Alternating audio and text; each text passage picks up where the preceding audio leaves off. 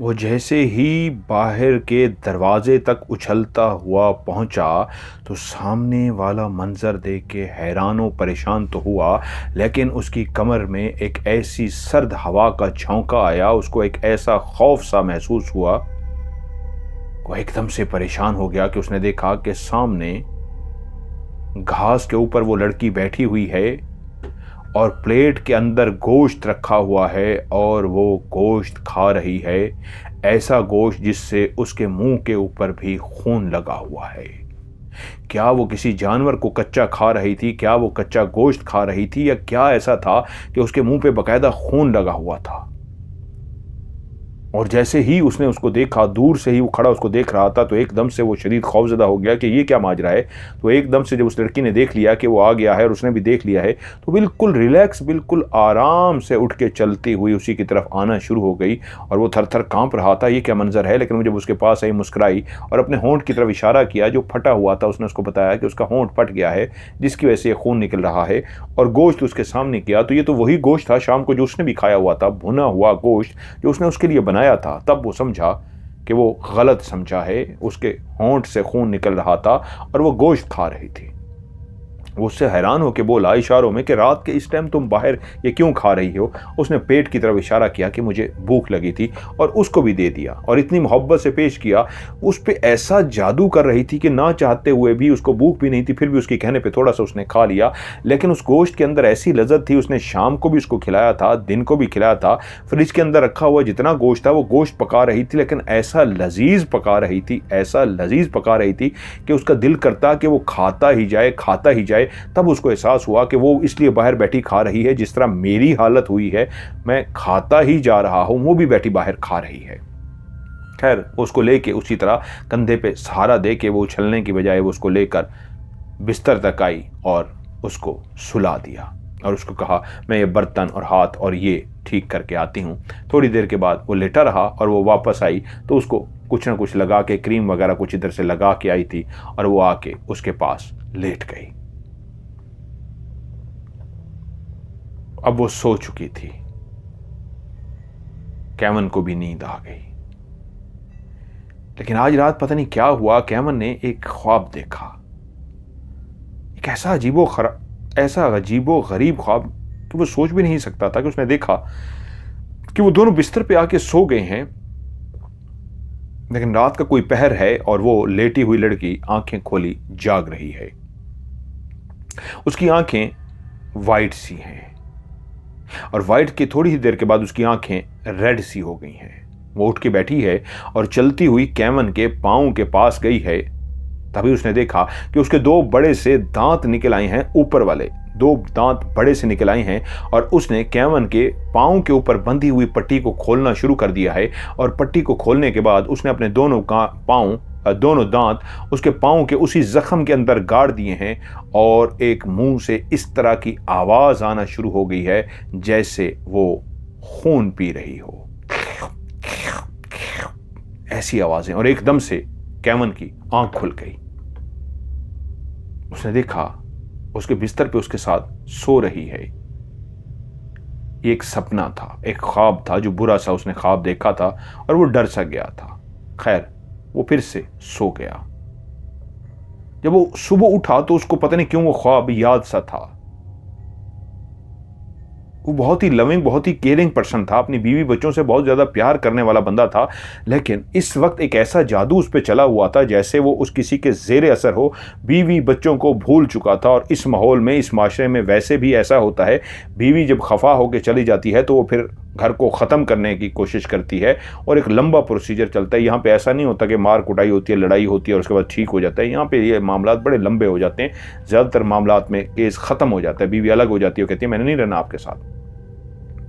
इससे पहले कि वो जाता, बीवी को मनाता, कुछ करता, लेकिन वो ऐसा ही थोड़ा सा दिमाग खुलता तो वो चल नहीं सकता था, और बाकी जब उसके सामने आती तो वो नशे में आ जाता, उसका जादू सर चढ़कर बोलता। लेकिन अब वो नाश्ते में भी उसके लिए एक ऐसा लजीज गोश्त बनाती कि वो खुश हो जाता। उसकी खुशबू इतनी भीनी भीनी सी होती कि वो खुशबू सूंघता और कमाल खुश हो जाता। वो दिन को भी अब गोश्त खा रहा था। ये लोग ज़्यादा भी वैसे भी बीफ बहुत शौक से खाते हैं, दिन को भी, नाश्ते में भी और रात को भी उसके लिए। लेकिन चौथी दफ़ा उसको फिर से भूख लगती थी और वो हैरान था कि उसको कमज़ोरी बहुत महसूस हो रही है। वो बहुत कमज़ोर सा हो रहा है, उसको कमज़ोरी महसूस होती। वो उठ के बैठता, उसको चक्कर से आते, लेकिन उसका दिल करता वो गोश्त खाए। रात का टाइम, उसने देखा उसके पाँव के नीचे से खून निकल रहा है। कहीं चोट लगी थी, क्या हुआ था, कहीं टकराया था पाँव, उस जख्म में से फिर से खून निकल रहा था। उसने कहा मैं इसकी पट्टी कर देता हूँ। वो इस वक्त कमरे में नहीं थी, कहीं पका रही थी या काम कर रही थी। उसने उसकी पट्टी खोलनी शुरू कर दी और पट्टी खोलते खोलते जैसे वो पूरी पट्टी खोल चुका, उसके पाँव के नीचे जब निगाह पड़ी तो वो एकदम से हैरान हो गया कि वाकई वो जख्म ऐसा हरा भरा था जैसे उसको बिल्कुल ठीक हुआ ही ना हो। और वो हैरान हो गया, तो इसको तो इतने दिनों में, 2-3 दिनों में काफी बेहतर होने जाना चाहिए था, ये तो वैसे का वैसा है। और वो अपने जख्म को बैठा देख रहा था। तो इतनी देर में वो उसके पास आई और उसने देखा कि पट्टी करनी है। वो जल्दी से गई, दोबारा से पट्टी लेके आई, उसके जख्म पे पट्टी कर दी। और वो आज जब फिर सो रहा था तब उसने एक दोबारा ख्वाब देखा, जो उसने कल रात ख्वाब देखा। फिर से वही उसको ख्वाब नजर आया कि वो उसके पाँव के पास बैठी है, आंखें उसकी लाल कलर की हो चुकी हैं, दांत उसके 2 बड़े से हैं और बाहर निकले हुए हैं, और वो उसके पाँव की पट्टी को खोल रही है। और उसके बाद वो अपने दोनों बड़े बड़े दांत अब उसके पाँव में गाड़ने वाली थी कि उसी लम्हे उसकी आंख खुल गई। और जैसे उसकी आंख खुली तो हैरान ये हुआ कि वो अभी उसके पाँव के पास ही बैठी थी, पट्टी उतर चुकी थी और उसके पाँव को वो इस अंदाज में पकड़ के बैठी थी जैसे वाकई उसके पाँव के अंदर वो दांत गाड़ने लगी हो। वो एकदम से घबरा गया, वो एकदम से सामने से मुस्कुराई, जैसे कह रही हो क्या हुआ है। उसकी आंखें तो बिल्कुल नॉर्मल थीं, उसके होंठ भी, उसके दांत भी आगे से बड़े नहीं थे। वो तो उसने ख्वाब देखा था, लेकिन ये कैसा कमाल था कि अभी अभी वो ख्वाब से, जिस मंजर से देख के जागा था, खौफ से जागा था, ख्वाब में उसने मंजर देखा था कि उसकी पट्टी खोल के वो अपने दांत बड़े बड़े बाहर निकाल के खून चूसने ही लगी है कि उसकी आंख खुल गई थी और सामने भी पट्टी खुली हुई थी। फ़र्क ये था, लंबे उसके दांत नहीं थे, आंखें उसकी लाल नहीं थी, लेकिन पट्टी खोल के बैठी थी। लेकिन वो जैसे ही मुस्कुराई तो वो भी मुस्कुरा पड़ा कि मैं कैसे उस पर शक कर रहा हूँ, कितनी मासूम भोली सी उसकी सूरत है, वो मेरा इतना ख्याल रख रही है, इतना देखभाल कर रही है, और उसके बारे में मैं क्या सोच रहा हूँ।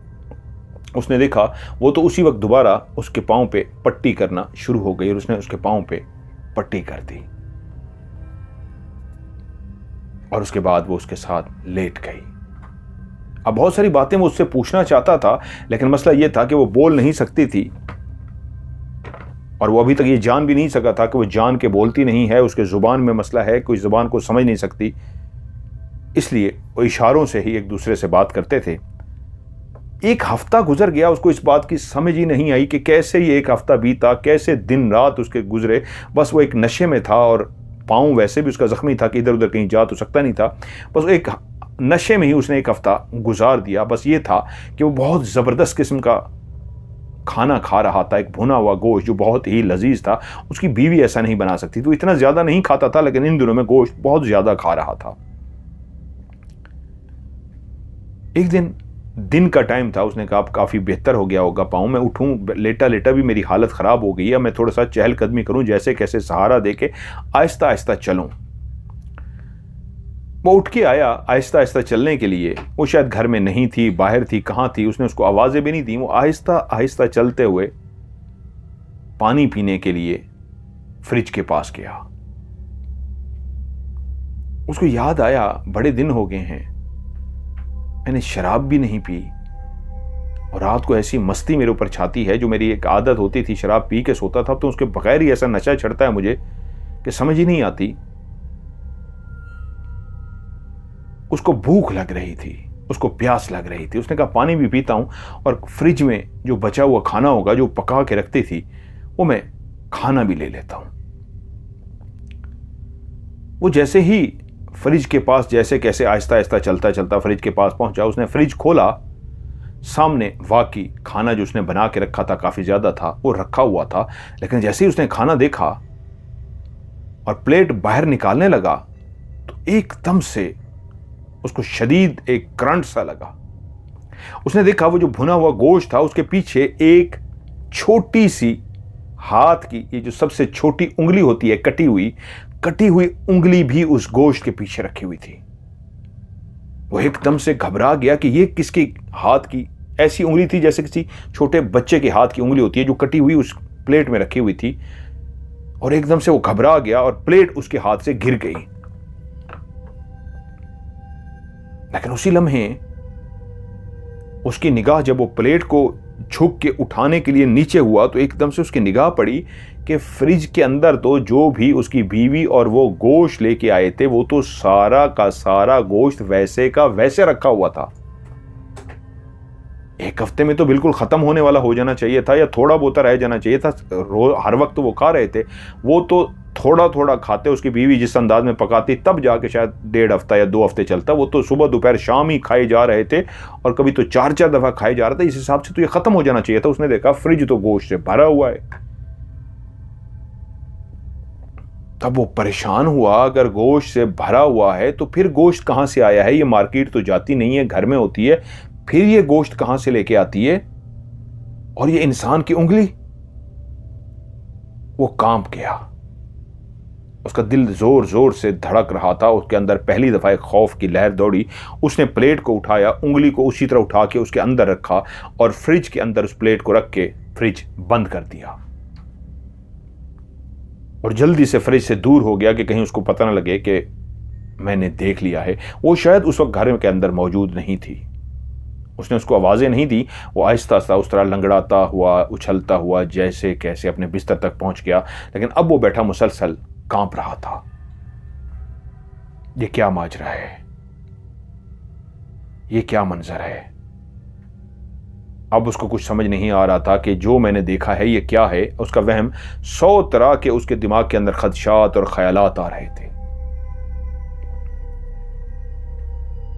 वो आई और उसने उसको बिल्कुल महसूस ना दिया। वो आते ही उसके सामने मुस्कुराई और वो भी मुस्कुरा पड़ा। लेकिन अंदर ही अंदर वो चाह रहा था कि मैं थोड़ा सा गोश्त कम खाऊं। क्या इस गोश्त के अंदर कोई नशा है? क्योंकि गोश्त जैसे मेरे सामने आता है मैं खाता ही जाता हूं। ये क्या है? मेरी बीवी मुझसे खफा होकर चली गई है। पहली दफा जैसे वो होश में आ रहा था, मेरे बच्चे लेके चली गई है।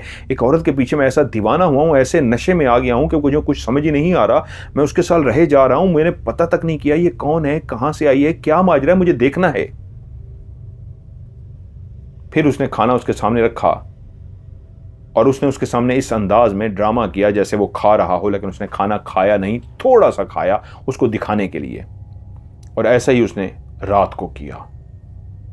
उसको एक बात की समझ लगी थी, शायद इस खाने में ही कुछ ऐसा नशा है कि मैं शराब तक नहीं पीता, इस खाने को खाता हूं, ऐसे सरूर में आ जाता हूं कि उसके बाद जब वो मेरे पास होती है तो फिर मैं मस्त होता हूं और मुझे कुछ समझ नहीं आती। बस दिल करता है खाता ही जाऊं, ये खाता ही जाऊं। उस रात जब वो लेटा तो वो भी उसके पास आके लेट गई, लेकिन वो आंखें बंद करके ऐसे लेटा था कि जैसे मैं सो गया हूं, लेकिन वो हकीकत में सोया नहीं था, वो जाग रहा था। आज उसने वो खाना नहीं खाया था। उसको लेटे हुए थोड़ी ही देर हुई थी, वो ऐसी एक्टिंग कर रहा था जैसे वो गहरी नींद सो चुका है, कि उसने देखा बिस्तर से इस अंदाज में हलचल हुई है जैसे वो उठ रही हो।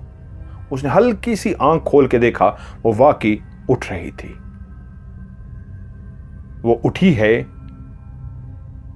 और उठते ही उसने उसके मुंह के ऊपर झुक के देखा है कि ये सो गया है या जाग रहा है। उसको एक अंदाजा हुआ जैसे मेरे ऊपर झुकी हुई है, और उसी तरह सोता रहा।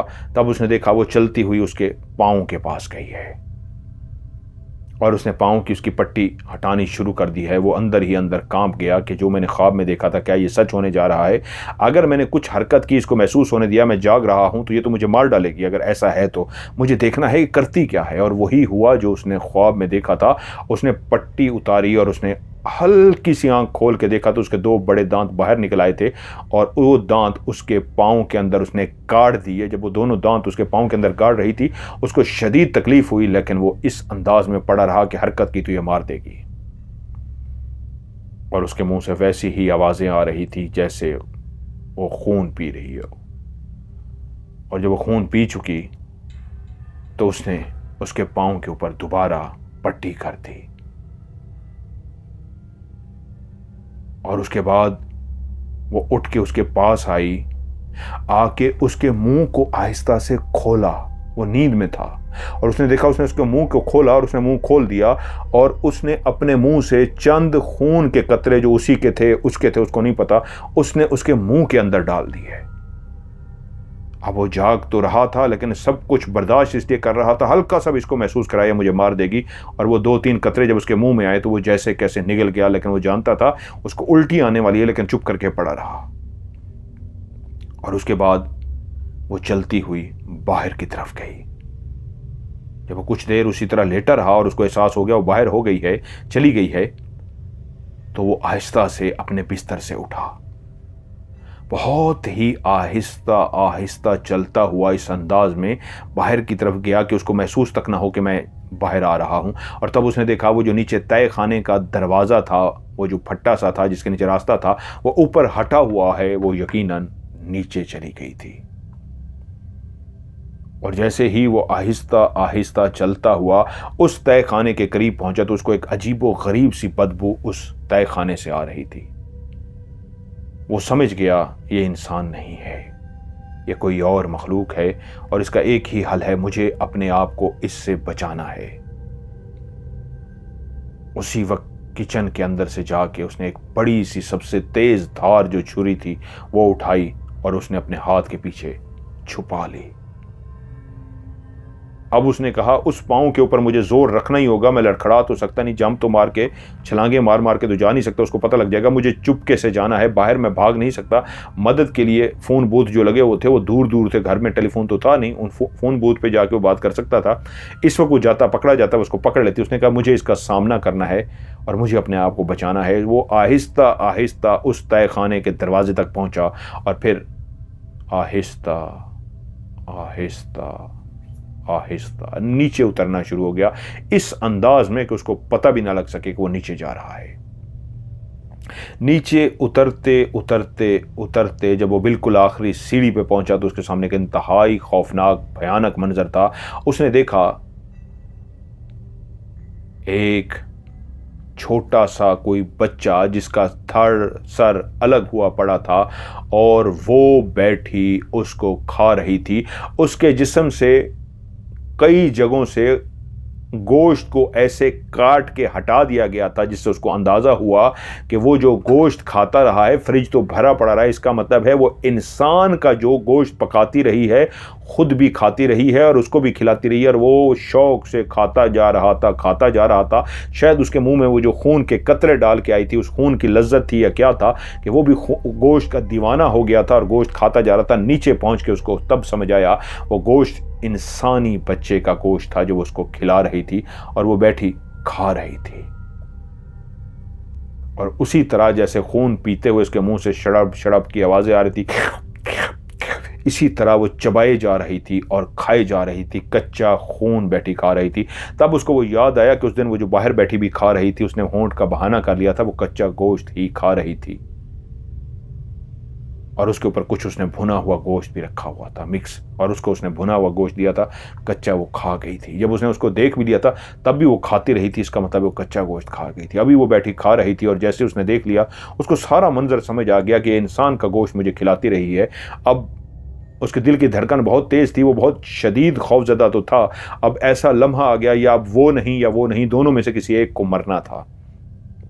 वो अपने हाथ में छुरी को पीछे किए इस तरह खड़ा था कि एकदम से वो पीछे मुड़ गई, ऐसे मुड़ गई जैसे उसको पता लग गया हो, और ऐसे मुड़ी जैसे वो डरी भी नहीं कि मेरा राज खुल गया है तो इसको पता लग गया है, लेकिन वो मुस्कुराई। उसका मुंह खून से भरा हुआ था, उसकी आंखें लाल सुर्ख थीं और उसने गोश्त का टुकड़ा जो अपने हाथ में बड़ा सा पकड़ा हुआ था, इसको खा रही थी, उसने खाने के लिए उसको आगे दिया और उसने भी हाथ अपना दूसरा इस तरह आगे कर दिया कि हाँ दो मुझे खाऊं, और वो शो करवा रहा था कि हाँ मैं अभी तक तुम्हारे जादू में हूं, तुम्हारे शहर में हूं। लेकिन वो आज जो शाम को उसको गोश्त देती रही थी उसने नहीं खाया था, तभी शायद उसका जादू उस पर असर नहीं कर रहा था, उस वजह जो भी उसको समझ नहीं आई। और जब उसने पीछे मुड़ के देखा तो वो बिल्कुल नहीं डरी कि मेरी चोरी पकड़ी गई, उसने देख लिया, लेकिन वो इस अंदाज में उसको देख रही थी जैसे अब ये मेरा आदी हो चुका है, ये भी तो गोश्त खाता है। उसने उसको गोश्त दे दिया और उसने भी अपना हाथ आगे ऐसे बढ़ा दिया, हाँ दो मुझे, मैं खाता हूँ। और उसने उसको सामने गोश्त पकड़ा और यूं मुंह की तरफ ले गया कि जैसे मैं खाने लगा हूँ, और वो मुतमईन होकर दोबारा खाने में लग गई।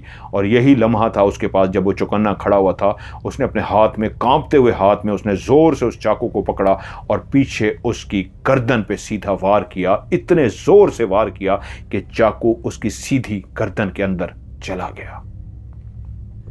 और उसके बाद उसने फिर से निकाल के फिर से वार किया, फिर से निकाल के फिर से वार किया। वो इतना वहशी हो गया था कि अगर मुझे जिंदा रहना है तो इसको मारना पड़ेगा, नहीं तो मैं मर जाऊंगा। और वो वार पे वार, वार पे वार, वार पे वार इतना करता गया कि उसकी गर्दन कटने वाली हो गई। और वो उसी वक्त खून की ऐसी नाली उसके अंदर से बही कि पूरे फर्श पे खून ही खून फैल गया। और वो मर चुकी थी। उसी वक्त वो जल्दी से बाहर निकला। वो कांप रहा था, उसकी हालत बहुत खराब थी, उसको कुछ समझ नहीं आ रहा था।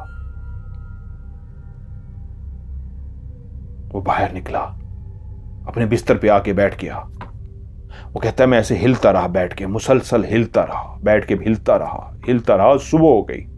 जब सुबह हुई पता नहीं क्या, मैं उठा, मैं कैसे चला, मैं कैसे नहीं चला मुझे नहीं पता। मैं एक फ़ोन बूथ तक पहुंच गया और उसको फ़ोन करने के लिए मैंने अपनी बीवी को कॉल मिलाई।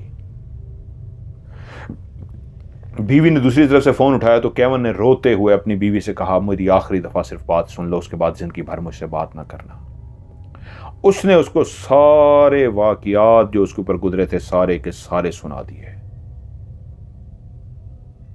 और सारे वाक़यात सुनाने के बाद आखिर में जो उसने जुमला कहा बीवी को, वो उससे भी ज़्यादा खौफनाक था। उसने कहा मैंने उसको मार दिया है, उसकी लाश नीचे तय खाने में पड़ी है, लेकिन मेरा दिल कर रहा है कि मैं जाके उसका गोश्त खाऊं। वो मुझे पता नहीं क्या खिला चुकी है, मेरे अंदर चला गया है, अब मेरा गोश्त खाने को दिल कर रहा है। शायद मैं भी उसकी तरह वहशी बन चुका हूं और मैं डर रहा हूं। मुझे पता है तुम मेरा साथ नहीं दोगी, मुझे पता है तुम मुझे छोड़ के जा चुकी हो, मुझे पता है मेरे से बहुत बड़ा गुनाह हुआ है, तुम कभी मेरे साथ नहीं रहना चाहोगी, लेकिन मैं वैसी हो चुका हूं, मुझे कुछ नहीं पता मेरे साथ क्या हो रहा है। और रोना शुरू हो गया और उसके बाद फ़ोन कट गया। बीवी शदीद परेशान हो गई। फौरी तौर पे उसने वहाँ की मकामी जो पुलिस वगैरह होती है उससे राब्ता वगैरह किया और सारी कहानी बताई। और वो लोग सीधा, बीवी भी और पुलिस भी, वहाँ सीधे घर पहुँचे। लेकिन जब वहाँ पहुँचे तो केवन ने अपनी ही बंदूक से खुदकुशी कर ली थी। उसने अपनी कनपट्टी पे रख के गोली चला ली थी और वो मर गया था, उसकी लाश पड़ी थी। और वो लोग जब नीचे तहखाने के अंदर गए थे वहां पे कुछ भी नहीं था, ना कोई लाश, ना कोई बच्चा, ना कोई हड्डियां, ना कोई खून, कुछ भी नहीं था। क्या हुआ था केवन के साथ कोई नहीं जानता था। ये कहानी मुकम्मल थी या अधूरी, जितनी उसने अपनी बीवी को सुनाई थी, बताई थी, उतनी ही वो बता सका था। हाँ, उसके पांव के अंदर जख्म जरूर था, पट्टियां भी वहां पे कई सी मिली थीं और पूरा फ्रिज गोश्त से भरा हुआ था। इस बात पे बीवी हैरान थी कि इतने दिन वो बगैर खाए पिए कैसे रह सकता है, क्योंकि फ्रिज की किसी भी चीज को इस्तेमाल नहीं किया गया था और गाड़ी भी उसके पास नहीं थी।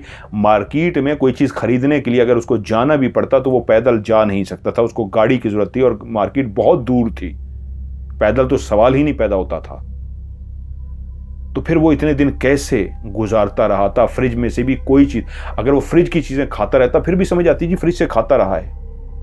लेकिन बीवी ये कहती है हाँ, मैंने उस हसीनो जमील औरत को देखा था, उसका जिस्म बहुत खूबसूरत था, उसकी शक्ल बहुत खूबसूरत थी और वो चुप थी, वो बोली नहीं थी। लेकिन आगे जो कहानी सुनाई थी वो सारी केवन ने सुनाई थी।